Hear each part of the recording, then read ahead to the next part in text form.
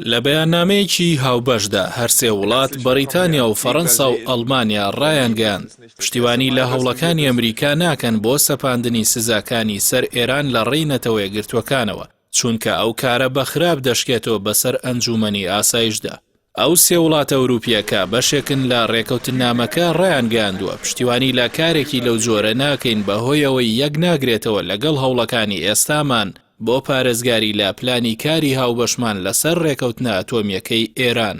هەر سەبارەت بەو بابەتە هایکۆ ماس وەزیری دەرەوەی ئەڵمانیا ڕایگەاند ئەوان وەک سێ وڵاتەکە پێیان وایە ئەو ڕێکەوتنە ئەتۆمی لەگەڵ تاران ئەنجام درراوە باشترین ڕێکارێکە تا ڕێگر بێت لە دروستکردنی چەکی ئەتۆمی لەلایەن ئێرانەوە.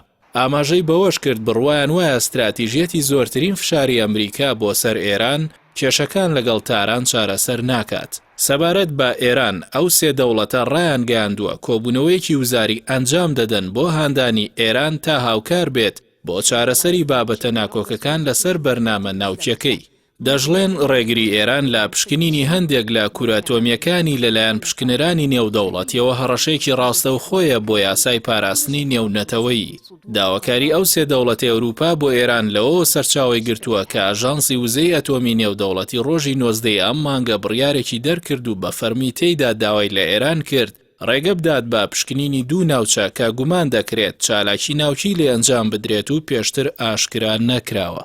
بەوتەی ئاژانسەکە ماوەی دوو مانگە کۆماری ئیسلامی ڕێگری کردووە لە پشکنینی ئەو دوو شوێنە گوماناویە. ئەم ڕاگەاندراوەش با یەکەم بڕیاری ئاژانسەکە دادەنرێت کە ڕەخنە لە کۆماری ئیسلامی ئێران دەگرێت سەبارەت بە بەرنامە ناوچیەکەی لەو کاتەوەی لە ساڵی 2012ەوە لە نەتەوە یەکگرتووەکان بڕیاری لەسەر دراوە.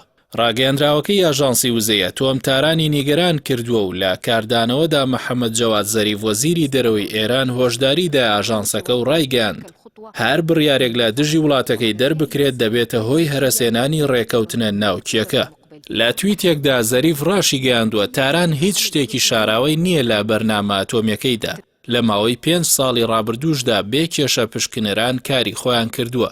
زەریف داواشی لە ئەندامانی باڵای ئاژانسی وزەی ئەتۆم کردووە بەرژەوەندی ئێران ڕوبەڕووی مەترسی نەکەنەوە بە ئەوروپاشی ڕاگەیان نەبنە داردەست بۆ جێبەجێکردنی پلانی هەڵوەشاندنەوەی ڕێکەوتنامەکە.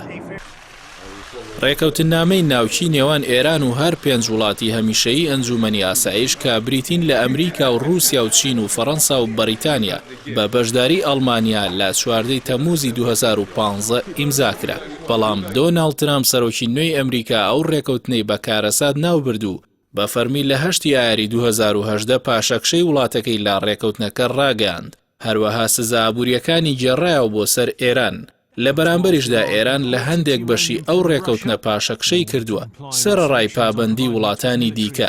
ئێستاش ئەو ڕێکەوتنە لە بەردەم ئەگەری یەکجاری هەڵوەشاندنەوەدایە.